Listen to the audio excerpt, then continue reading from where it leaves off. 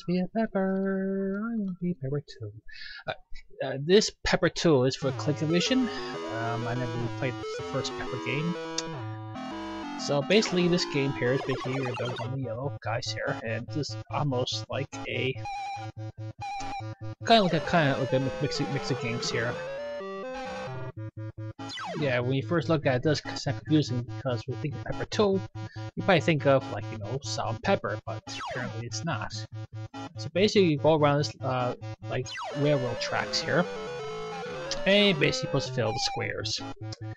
What makes this interesting is that there's actually a couple mazes in one, which means there's actually a tinny maze if you go left or right or up or down, which makes the game not only a little challenging but also a little long. But luckily the gameplay does make up for it. So you notice what I'm doing around here. When you make a square, sometimes there's items in those squares that you make. And once you make the square, you actually get the item. Whereas you can actually kill them for a few seconds, or you get some special items. I'm not quite sure if this came with other systems. I believe it's exclusive to Coleco. Of course, I could be wrong. I don't recall this being on Atari. It might be on the entire ST systems, but other than that, you don't get really much defense. The fire button or fire buttons on the Coleco are pretty much useless, I found. And the only way to protect yourself is to basically grab the squares and grab the items that are in them. At least there's some survivability, but it's actually pretty easy to avoid the enemies. But the joystick can be a little frustrating. Sometimes you want to go left, it goes down, as such as that. Not really much of a colorful game, but doesn't really need to be.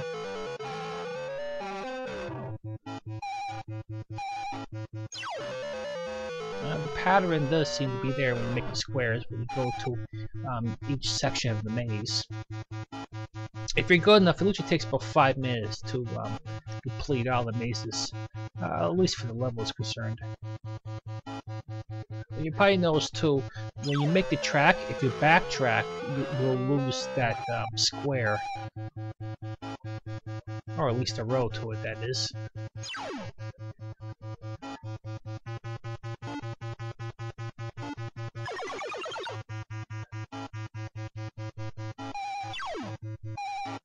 It's also a good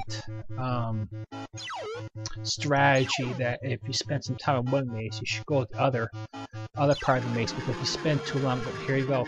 Once you finish part of the maze, you get a big reward of 7,000 points. And what I mentioned before, you shouldn't want to stay too long on one part of the maze, because the enemies will start to get quicker, and while the music tempo increases, telling you you better finish this maze or they're gonna get you.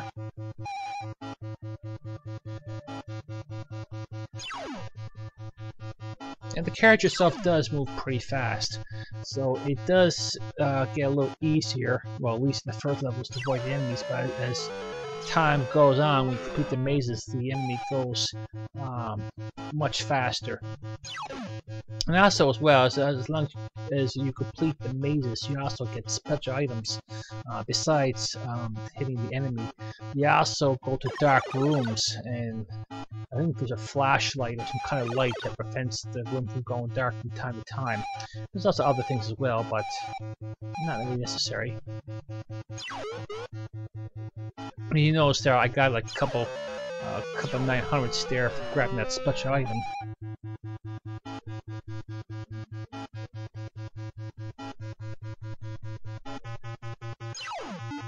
There's really nothing much to say about this game, as what I just said earlier.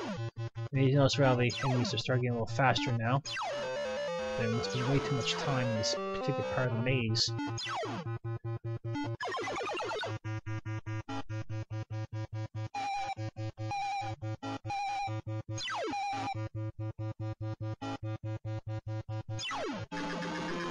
Oh, there's one maze down, and I got 2 more to go.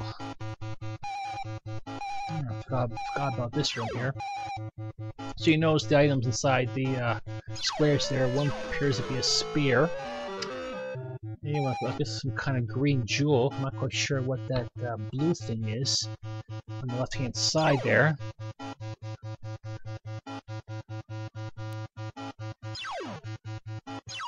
This game probably reminds me of Quicks for some reason. You go around and make squares. But you actually don't make them, you actually have to go along the road in order to make them. And of course you get points for making squares, or if you're lucky, you can make points, or you get points for making multiple squares at once. Gobble gobble. There's one more down, and one last to go. Yeah, I already did that, so let's go to another part of these. And there's a few more here. And that's all the maze here, and you proceed to the next stage. So what I'm going to do is I'm going to fast forward this part, and we'll see how I do.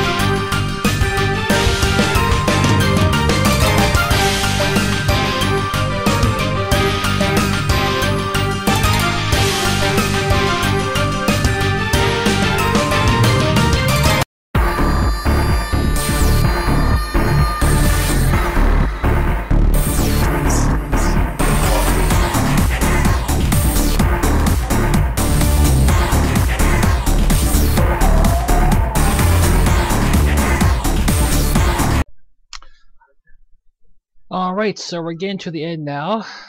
Just have to complete one more roll and it should be done. So above all, this game is actually pretty good. It's also a weird game to get, so if you do manage to see it, do play it. So this is Weird 1974, and I am logging out.